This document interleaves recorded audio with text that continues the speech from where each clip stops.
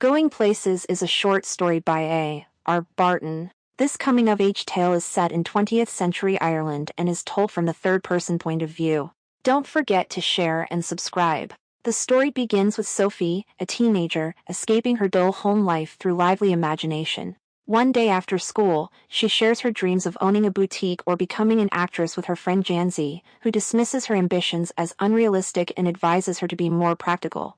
At home, Sophie announces that if she ever gets rich, she'll open a boutique, but her family, her parents and younger brother Derek, mock her dreams, saying she is always unrealistic about money and her future. Surrounded by the gloom of her small, shabby house, where her tired mother works endlessly to clean and cook for her father, Sophie feels overwhelmed. She finds her older brother, Jeff, hoping he might offer her a way out of her monotonous life. Sophie imagines Jeff living an exciting life, visiting fascinating places and meeting interesting people, though in reality, Jeff seems shy and reserved, with his main interest being Danny Casey, the Irish footballer. To impress Jeff, Sophie claims she met Danny Casey and that he even asked her out on a date. Although Jeff initially doubts her, her story starts to spread to their father and Janzi, and grows more elaborate each time she tells it. Yet, no one fully believes her, except Sophie herself. On the evening Sophie claims she is meeting Danny, she waits on a bench, clinging to the hope that he will show up. Deep down, she knows he isn't coming, but the real disappointment for Sophie is having to face her family, who will use this to dismiss her once again.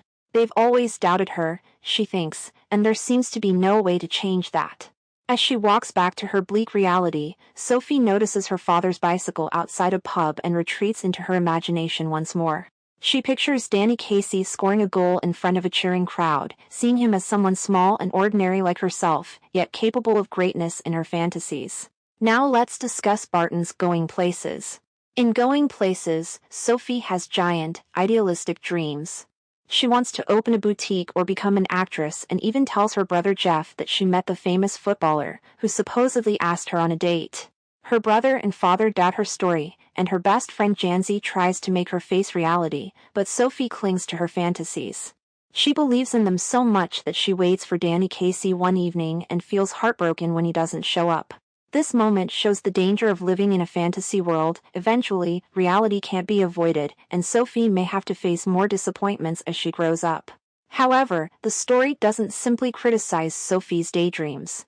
Barton portrays her as a lonely and motivated girl from a lower-middle working-class family, using her imagination as a way to cope with her dreary life. From the start, Sophie rejects her grim reality.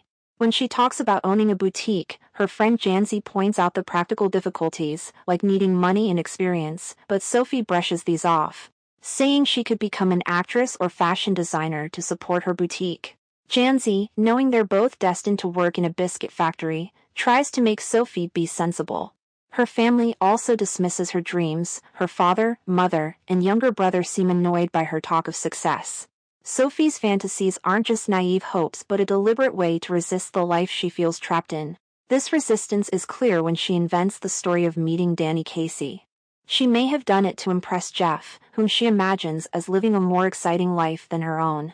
Instead of admitting it's a lie, Sophie adds more details and starts believing her own story. She even feels proud when Danny scores a goal on TV as if they know each other. When she waits for him at a park, imagining their meeting, she doesn't consider that he might not come until much later. Even after he doesn't show up, she comforts herself with the idea that they share a secret understanding. This moment highlights how Sophie's fantasies can harm her. Her heartbreak is real even though the date wasn't. Yet, as she leaves the park, the harshness of her reality pushes her back into daydreaming. She notices her father's bike outside a pub and feels relieved because it means she won't have to face him at home.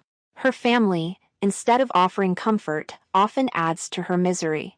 By the end of the story, Sophie retreats into one last fantasy, imagining Danny Casey scoring a goal and basking in the crowd's approval. Though temporary and unrealistic, these dreams give her a sense of happiness and help her cope with a restrictive and bleak life. Sophie's father works outside the home, her mother takes care of housework, and her brother Jeff is a mechanic who loves football, fitting masculine stereotypes. Her friend Janzi is more stereotypically feminine. She's a gossip and accepts her future in factory work.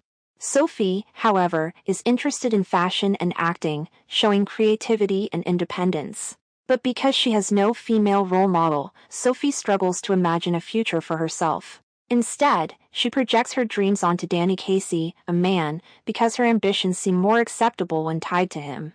This suggests how rigid gender roles can limit even the most imaginative people. Sophie's father is a stereotypical distant, angry man who drinks often. Sophie doesn't like him but still wants his approval, showing his influence over her.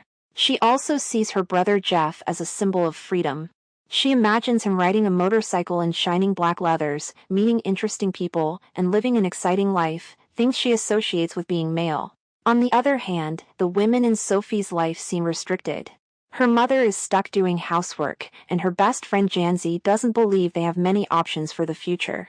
Sophie rejects both traditional male and female roles, which leaves her feeling lost. She doesn't want a life like her mother's or Janzi's, but she also can't imagine herself in the freedom-filled roles she admires in men. Even her fantasies echo this struggle. She dreams of overstated feminine success, becoming an actress or fashion designer, but still relies on men in her imagination. For example, she pictures Jeff driving a motorcycle while she rides behind him in a glamorous outfit. She also dreams of Danny Casey rescuing her from her dull life, showing how deeply gender expectations shape her imagination. Her fantasy about Danny isn't just a crush, it reflects her own ambitions. She describes him as gentle and soft-spoken, qualities that make him seem similar to her. She calls him a prodigy, imagining his success as a mirror of her own dreams. But instead of dreaming of success for herself, she projects it onto Danny, perhaps feeling her family would respect her ambitions more if they came from a man. By the end of the story, Sophie's world has left her so limited that she can only dream about the lives of others.